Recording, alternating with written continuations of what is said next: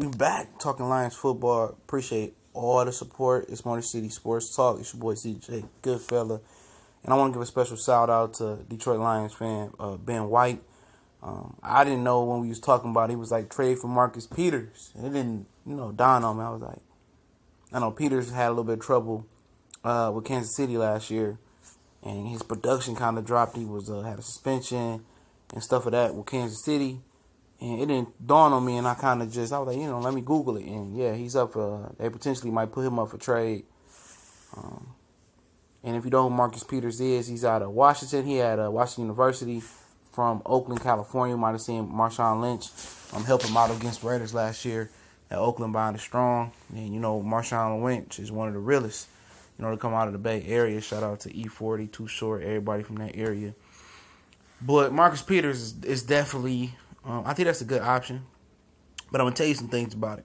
We was debating, me and Ben, and, civil debate online. You don't run across civil debate, especially civil sports debate, and this was as civil as possible. We disagreed on certain points, but it was good dialogue, It was definitely great dialogue, and it's always healthy to have a healthy argument or a good argument, clean argument, and, he kept it clean, I kept it clean.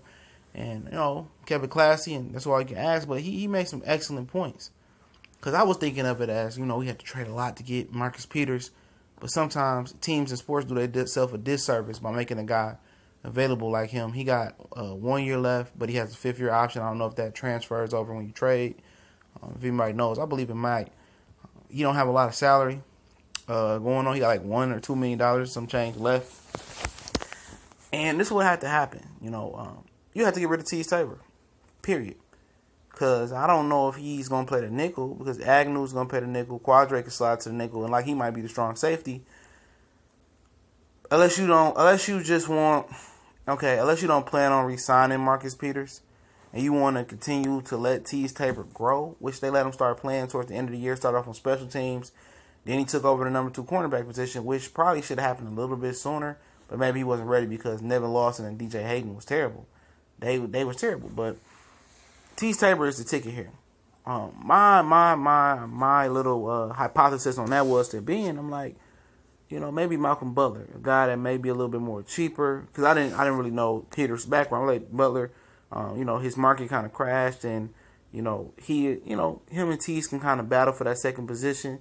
They kind of mimic each other. Both are not fast, twitchy athletes, but both have exceptional ball skills. And I thought Butler would be an exceptional, we talked about in this free agency spotlight, which I'll be doing another one later tonight. We talked about, maybe he'd be a perfect guy to kind of, groom Teez Tabor, because Teez might be a few inches longer and taller than Malcolm Butler, but they still have some of the same physical limitations and some of the same great ball skills and attributes as well, and skill set when it comes to quarterback position. But I tell you this, if you can get Marcus Peters for a good deal, I pull the trigger on it. I really do. He's excellent with the ball skills. He's 6 foot. He's comparable height to Darius Slay. Like Tony Romo took a shot on him. He's not the greatest tackler, but, he makes up for it. He's the ball hawk that if you put him and Glover Quinn in the same secondary, and how Darius Slay is now starting to show those ball hawk skills that he kind of showed at Mississippi State. Marcus Peters not only a ball hawk, but he can take it to the house. Glover Quinn, we know he can cause fumbles, take it to the house. They put Darius Slay right there, take it to the house.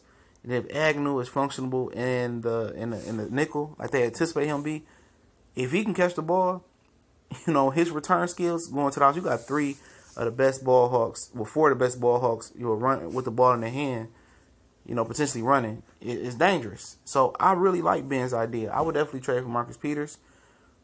What would I trade for him? I said 4th, 5th, and possibly Teez Tabor to go with him. Yeah, because, if you believe, or if you don't believe that Peters might be an ideal fit because of his past, I understand keeping Teez Tabor. But, if I say I give you Teez Tabor for Marcus Peters in a 6th or 5th round pick, I guess I'll pull the trigger on that. If Peters is fit in like you believe he fits in, that's going to be amazing. But I think they really like Jalen Teez Tabor. I really do. He played well down the stretch. He's long. He's physical. But Peters is an all-pro. He had one of the greatest rookie years. And then last year wasn't so good. I don't know what was going on in Kansas City. They traded a lot of people. Alex Smith. You know, that defense, you know, the pass rush hasn't been there for Houston in time by Lee. Dante Poe got up out of there. Derek Johnson won't be back. It's the Pat Mahomes era. So if you can get Marcus Peters, you know, I do it. You know, I know a lot of people concerned about the front seven, about Ezekiel Ansah. That was part of our conversation as well. And I think, I mean, who do you get replace Ezekiel Ansah? I mean, the front seven is open season. I believe you get the defensive tackle, maybe bring Nada back, star Leia Tue. I can't pronounce his name, from Carolina. I like him a lot. Connor Barwin is a guy that can play defensive end, that can spell in. He could be a rotational player. He's from the metropolitan area as well. I talked to his high school coach at Myers, and, you know, he says one of the guys he got in the pros. And, you know, and then you can get some linebackers in the draft. I mean, the front seven is not going to be hard to fill. It's just finding elite pass rushers. And that's kind of my cliffhanger with Ezekiel Ansah. Physically, where is he at? How old is he? Legitimately, how old is he? If there's any concern about that. How healthy is he? Does he want to be here? All questions Detroit Lions have to ask themselves before paying Ezekiel Ansah, because behind Ezekiel Ansah is nothing there. DeMarcus Lawrence from the Cowboys, he's going to be tagged.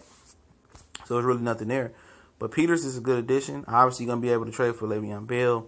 I'm kind of starting to fall back on that. But let me know what y'all think about potentially trading for Marcus Peters, and what is an ideal trade. We gonna